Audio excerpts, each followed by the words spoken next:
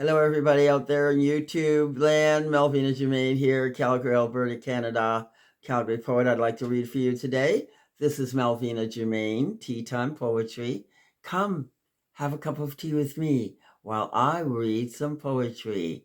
Hello, Anita down there in Toronto, and Michelle and Josh as well. God bless you all. I hope you will be feeling better soon, Michelle and Josh. Anita, I look forward to speaking with you again tonight. I love you, my sister. I would like to start reading for you today. And, let's not forget to have a cup of tea. A sip of tea. Yes. Okay, I'm ready to go. How about you? I want to start a poem with a poem called My Alabama Woman. Let me tell you just a little bit of an intro here. I met her many years ago. She was in my life for a very, very short time. However, during that time, I learned a great lesson, and she inspired me so much. She was from Alabama. That was something I certainly didn't expect. I was reading about Alabama. In 1901 was their sixth constitution.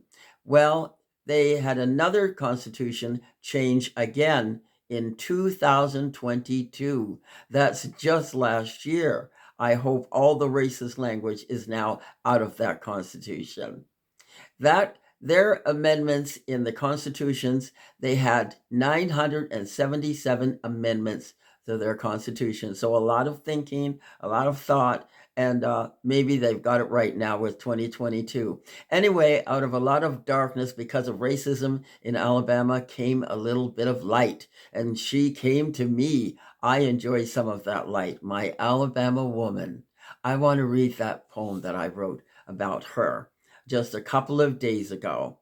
Beyond the realm of normalcy, entrenched and pounded through and through, we are better than them over there. And that message, my child, you must be aware. Superiority came from many in that particular region, but not my Alabama woman, who was sent to me for a very good reason. Her journey may have been the same as many who grew up in a racist society. However, her behavior was of utmost propriety.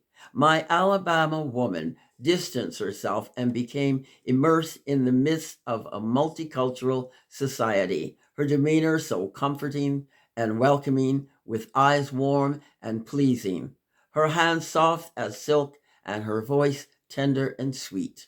When she opened her mouth, I was delighted at what came forth, and her words simmered in beauty, certainly not that of the South, but pleasing of the North. My Alabama woman was a gift, I must confess, though I no longer remember her name. Her face, I've always been visibly blessed. White skin, brunette hair, her body pleasing to the eye, her honesty, and note, this angel was undoubtedly not shy. You see, she spoke her truth of what she observed, and I gained the magic of her determined nerve. I had my issues, so very true. I giggled and laughed without reason. One day, my Alabama woman stared me in the eye and asked me a pertinent question. What are you laughing about? I became stunned in the fraction of a second, not knowing what to say or do.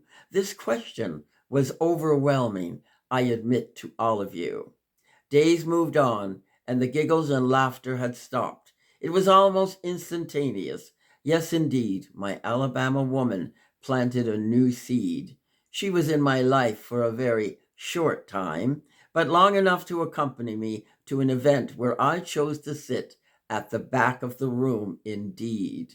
Again, she questioned why and inspired me with words that touched my soul so vividly.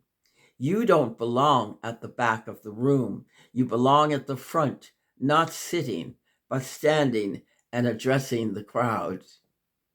I took her words to heart, and later in life found myself standing at the front, addressing an audience out loud. I think of my Alabama woman often and wish I could remember her name. Yes, I think of her often, it's true. And who knows, maybe one day I'll see her again. simply out of the blue. Thank God for her. I'm really, really thank God for her. God bless you all.